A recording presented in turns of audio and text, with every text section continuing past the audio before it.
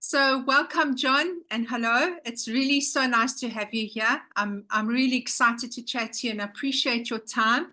It's like 7 p.m. in South Africa, and that's normally family time and dinner time. So I know, it's taken some effort for you to be here. So really, thank you so much. And really, why I wanted to speak to you today, John, is because you've recently completed a program, and I know that you've got such a compelling story, and I would love to hear a little bit about your story. Maybe you can just, introduce yourself, and then we'll take it from there and see how it goes. Sure. Yeah, no, thank you. Good evening, Sharon, and thanks for the opportunity of interviewing me. Happy to share some of the learnings of those of you who might watch this in the future, Right. and basically give you my perspective of what impact the awakening has had on my personal life as I look back and reflect on the past. So to be quite honest, as individuals, I think we're always searching. Mhm. We're searching for answers to make oneself better. Yep. Me for one included, I found myself searching at all costs, exhausting all avenues to climb that next mountain. I found I did this in pursuit of trying to help myself, trying to understand everything, to grasp the understanding, to help me push through to the next obstacle that life throws at us. Because as you're aware, life in South Africa and life in general, throws us curveballs daily, weekly, monthly. So what we have as individuals, I think our experience in life and our life journey as we navigate through the different seasons, we all got different stories to share. So yeah, and I'll tell you my story on how the awakening, really resonated with me. If I can carry on. Yeah, absolutely. So I know, I mean, John, from what I see, you're a family man and you've got a beautiful wife and you've got an amazing job. And from the outside looking in, anyone that looks at you will be like, wow, you've ticked all the boxes. And that's what we perceive, right? We look at people and we're like, no, they've got it all together. And we feel like we're the only ones that have got this struggle inside. So, having said already, you've got this story, maybe you can tell us a little bit about what it was you were feeling and why you came to do the program. Yeah, so maybe to answer your question, why the awakening course, and just to touch on and build on what you say, perception is a dangerous thing. Uh-huh. A perception of some people, they've all got it together. In a holistic perspective, just through me meeting you, surfing with your husband Rob, on the few occasions I had the privilege of chatting to you, Sharon, at a bar on the beach, and getting to know you on odd weekends, we managed to just engage by speaking freely. As life has it, you and I got chatting about life in general. And then obviously you mentioned that you're a life coach. Little did I know you're a woman with many years of personal experience in this field, of life transformation. So this really got me thinking about the awakening, this life-changing course that you offered. So, just to touch a bit more on this, having said this, I've been through my own seasons in life, and basically I want to share this journey of mine. Life has thrown me many curveballs as a young kid, through to adolescence, and through my life up to now, to the ripe age of almost 48 years old this year in May. So yeah, I'm going to be quite open and frank, because I don't like to powder coat things. I think it's important for people that have shared their story and been faced with obstacles and challenges to be sincere and to be transparent. Otherwise, no one benefits from this type of scenario. You know, so yeah, Absolutely. not to do a deep dive analysis of my life story, but merely to give you some context of Yes. where John van Rooyen has come from to where I am now. And I'm gonna give you the reality of what was John van Rooyen's life. Growing up in a modest family, hardworking father and mother, relatively ordinary family with enough to make ends meet. for my brother, my older brother, and my sister. I guess we had enough as a middle class family in the 70s and 80s, and we lived life and we were humble for what we had. So basically, as I shared my story, this is to take nothing away from my father, who recently passed away in September 23 with a long battle of dementia, or my mother who's still alive. But it's simply to share what has happened to me in my past, and to hopefully educate others that we all get thrown different curveballs. So yeah, as I share my they provided me and equipped me with the fundamental tools of life to the best of their ability, like parents do, and I show gratitude for that. They showed me and my siblings love, but unfortunately, my parents were not compatible. It comes with domestic violence, alcohol abuse, jealousy, and just a toxic environment for all living under that same roof, as was in our case. And obviously, with a build-up of this was like a build-up of a recipe of destruction of my parents' marriage. This all led to things getting worse and worse as time went by. Too many times experienced with anxiety of what's next to come and explode, this feeling of exploding, causing roller coaster in my colon, which one shouldn't endure at that age, age of between 8 and 10. So yeah, just to do a bit of a dive analysis, too many awkward moments endured at family functions, at brides with friends, constant fighting and cursing with my mom and dad. As a child of 8 to 10 years old, I was exposed to a lot. I think there's a lot of people that have domestic violence, but exposed to ambulances arriving at my house with blood all over the show. Not to get into too much detail, but life was not for sissies, but enough to scar a young kid's mind for years to come. Yeah. Unfortunately, yeah. I know of your dad's passing, so I there was part of what we had as a conversation. And so I think was the thing that really stood out for me, John, the way that you navigated that. Of course there was grieving, and of course there was sadness, and of course there was all the, the kind of feelings that you expressed, but you were so incredibly resilient through that. I just saw you carrying on with life and talking about it, but there wasn't this extremely negative vibe that I never felt that from you once. So, I just want to say to you, I understand all of that stuff that you went through, and still you're here to talk about it. So thank you. I know it's pretty recent. Yeah. No, thanks, Sharon. Thank you for that. Resilience. We don't realize our true potential of resilience as individuals, so the mind can be powerful.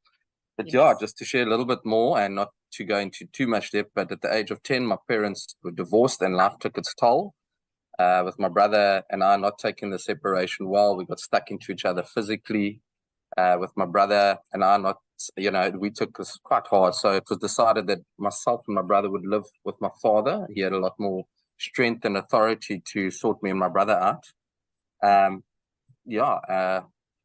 God bless his soul. My dad was a good man, and he provided for me and my brother. Always ensured we had food, pocket money, video contracts on holidays, and supported us. He was there to watch our sports, always making a plan for his boys.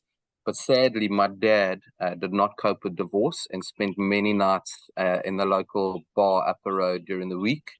And hopefully someone that will watch this will resonate, or there'll be a link somewhere with the story.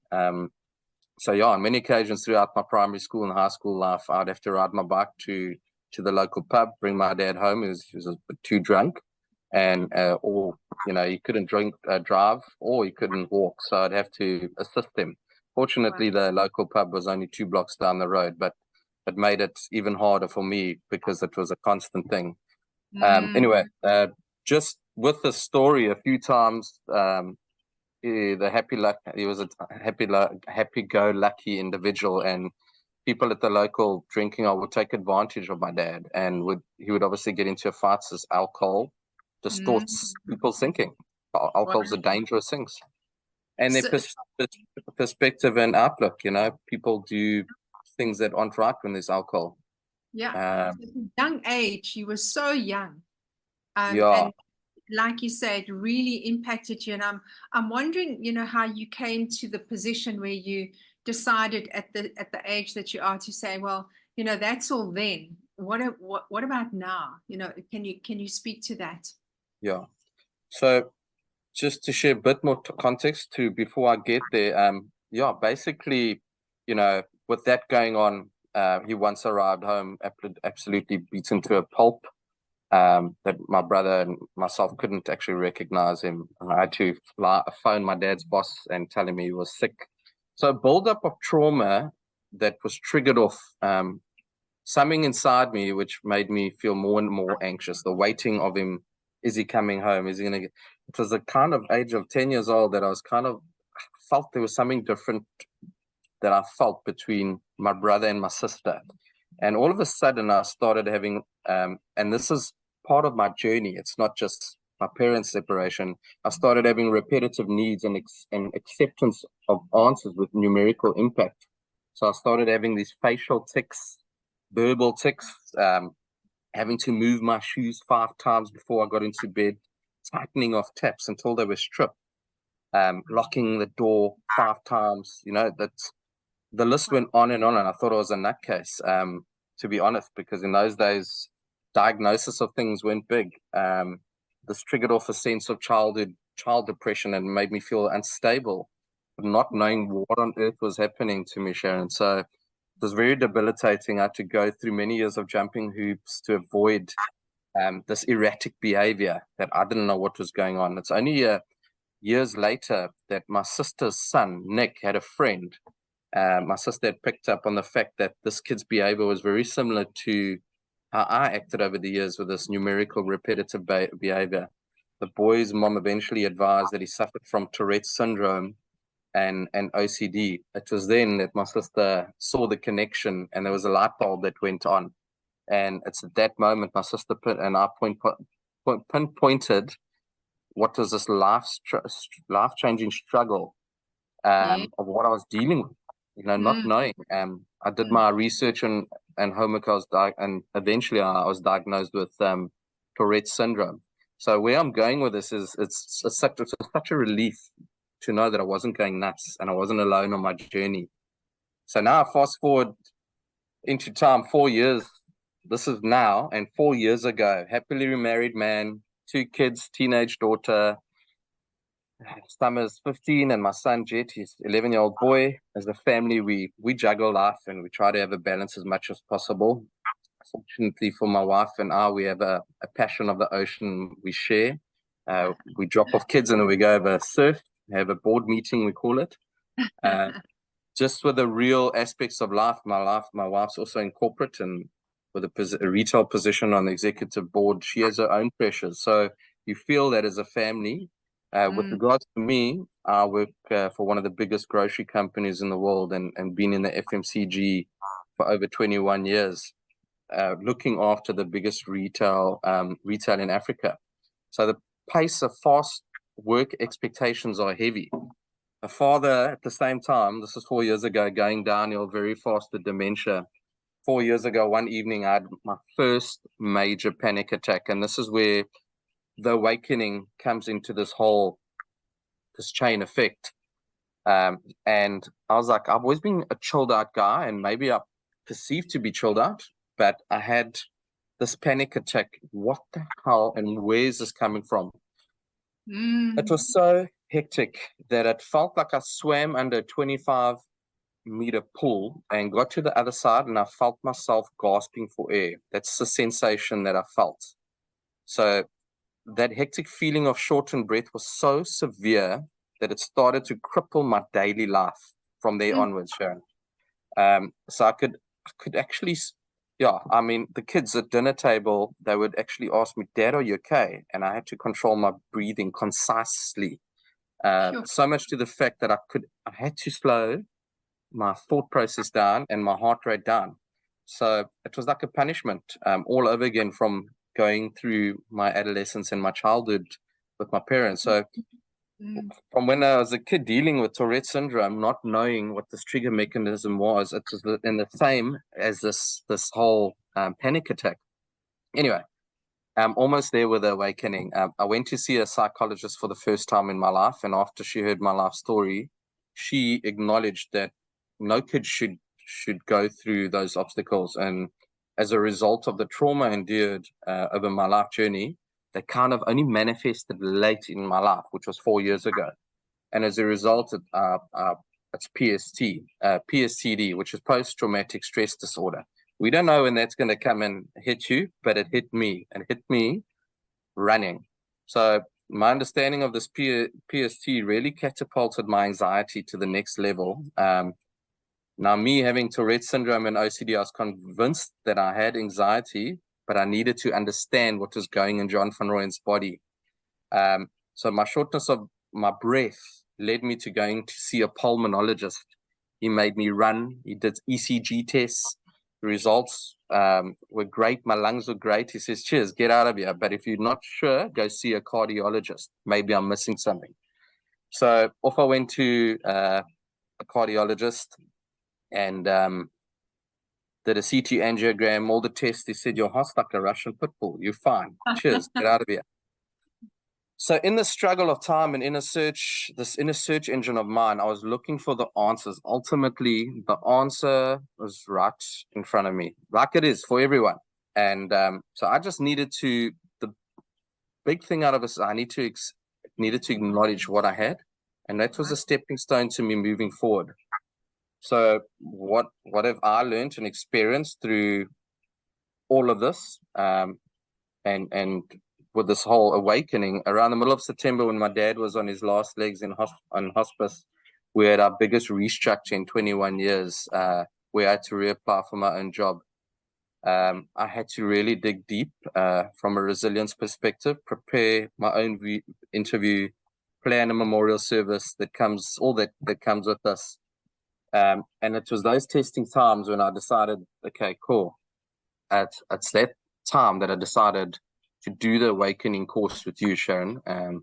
So what was the changing for me after doing the awakening course? And it's just something I felt like I needed to do. I just was so much going on in my life. So what changed after completing the awakening course? I felt like something inside John van Rooyen awakened. It was crazy. I can't explain it. Almost like I died, but had been shocked back into kilter by a defibrillator on my deathbed by doctors, if that makes sense. Wow. You know, there's boom.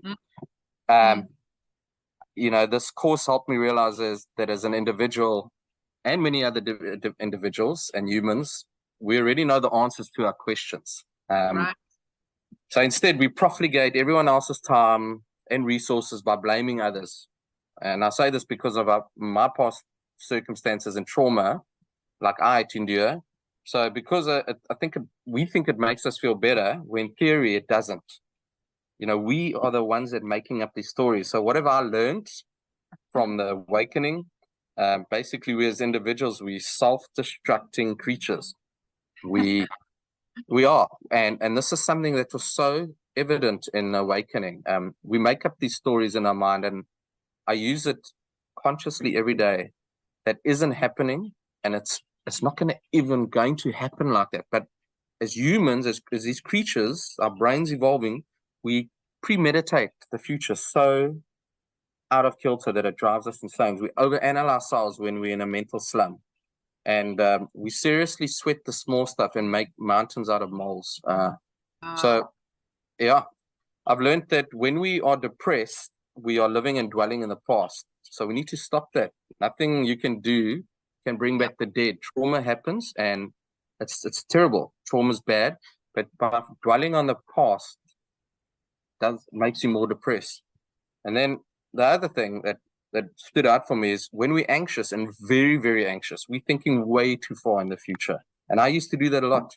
We are stressing for something that hasn't happened and might not even happen like that. It might be totally different. Right. Must we plan and prep for future activities? Yes, of course we must. If I've got a meeting and in a week's time, I don't want to stress about it, but yeah, you must, of course, you must plan and prep. but don't let the future consume you. So Right. after doing the awakening, I try to live more in the present. I don't sweat the small stuff. Oh, life happens. I Yeah. try to prioritize what's important on my own mental well-being. You're no good to anyone if you're not good to yourself. Wow. That's Wow. one thing. Yeah. With all, yeah, you know, and with all that already said, mental well-being is so important. Healthy body is a healthy mind. It's important to me and to all that have struggled with mental well-being that I'm not, if I'm not surfing or boxing or spearfishing, keep the lungs working. This helps me have a balance in the ever-changing life and what society throws at us in general. So Right. another thing that stands out for me is our mouths are such powerful instruments. What comes out of our mouths can be poisonous and hurt others. And I find that especially in KZN, but all over the world, it's happened. You know, the mouths are dangerous. So I try to, oh, shucks, sorry. So instead, we can use, you know, our mouths can be used as vehicles to uplift individuals and that may be in a dark, empty space. I try my best to amplify what comes out of my mouth, to share my life journey with others, steering them in a positive direction. You know, you have the ability to make a choice. So in closing, yeah, I just want to share the following. Do I still suffer from Tourette syndrome and OCD? 100%. 100% I do. The difference is now I tell myself, hey, it's okay. I am who I am. I prefer to educate people on Tourette syndrome. Some of my friends didn't even know I suffer from it.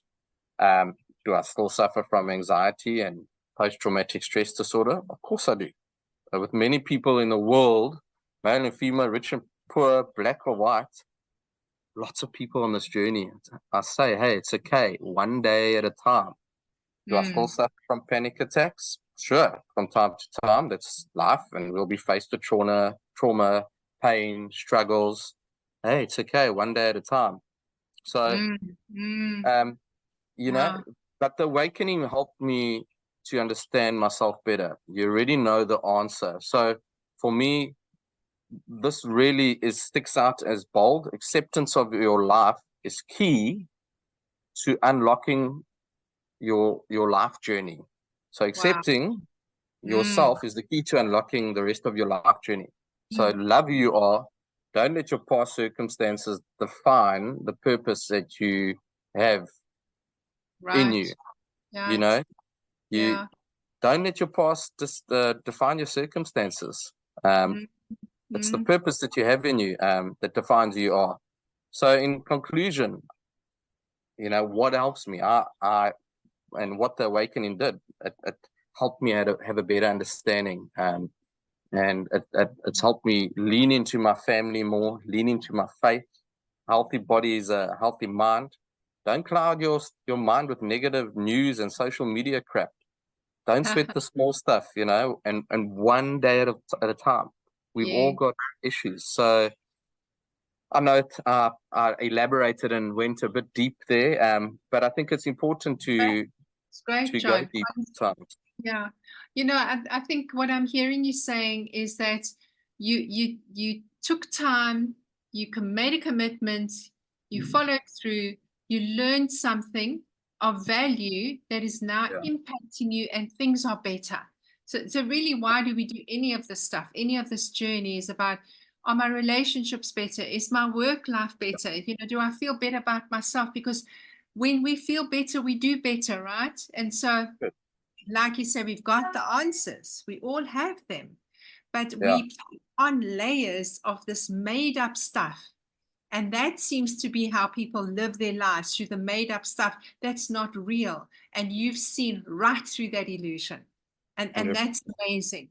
So even although you're still having some of those things going on, they are less intense and they don't take away who you are. They're just there. It's not you. It's just there. And I think there's a lovely thing I'd love to say. I read it yesterday, and I think it's one of the North American tribes. They don't say, I have this. they say, this is on me. Like the sickness is on me. It's not me. It's just on me, because it's not always there. It's when you're in that state, there it is. But when you're not in that state, you're just completely okay. Yeah. And that's the up and down of life. It's life. It's just how you take one day at a time on this life journey, and don't let ourselves make up unnecessary crap in our minds. Yeah, I agree. All of what might seem insignificant for someone looking into my life, and vice versa, everyone's in their own journey. And it's just about making time for that person and helping that person. Maybe one thing that I may have said tonight can maybe help someone, whether it's with Tourette syndrome, whether it's anxiety, whether it's childhood past, but we mustn't base it on the past. So I'd love for you to finish with this point. If someone was, sitting on the fence and like, oh, okay, sure, John went through that and I understand that, but my situation is way worse. What would you say to them? Was it a worthwhile thing for you? Oh, it certainly opened the floodgates for me. And as you could hear from my story, I've been through quite a journey on different platforms of mental well-being, domestic violence. So something that might not even be affiliated to someone that's sitting on the fence, if it's something I can recommend, it'll help you pull yourself towards yourself and not sweat the small stuff. Neurons will be almost like enlightened. I don't know what it is, but there's something in your course that just a light bulb went on, and we all know what we know. Like Drickus, hulle weet nie wat ons weet nie, but ons weet wat ons weet. So if someone would be sitting on the fence, big or small problem, if it's really serious for that specific individual, this will just help you have a different perspective on life and on yourself, and appreciate yourself more, and awaken something that helps you stop sweating the small stuff. Live for the present moment and don't live in 2029 or 1976. Life happens. Life will continue happening. That is life. But it's how this has shown me how you take life by the horns, and this has really guided me into just taking one day at a time. And that's what the awakening did for me. Thank you, John. Honestly, it's so nice just listening to you, because you just have this fluidity and you've got so much to offer. There's so many gems there, and I know people will be inspired by your story. I was inspired, and I know some of that stuff, but I was really inspired tonight. So I really just want to say thank you for your time again. And I will let you go now and be with your family. And just it was very special for me, and I appreciate you very much. So thank you, John. Thank you for your time, and it's always great engaging with you, and I do recommend The Awakening, and it'll awaken something in you. All right. That's the whole point. That's the point. Thanks, John. Bye for now. Have a good evening. You Take too. care. Bye. Cheers.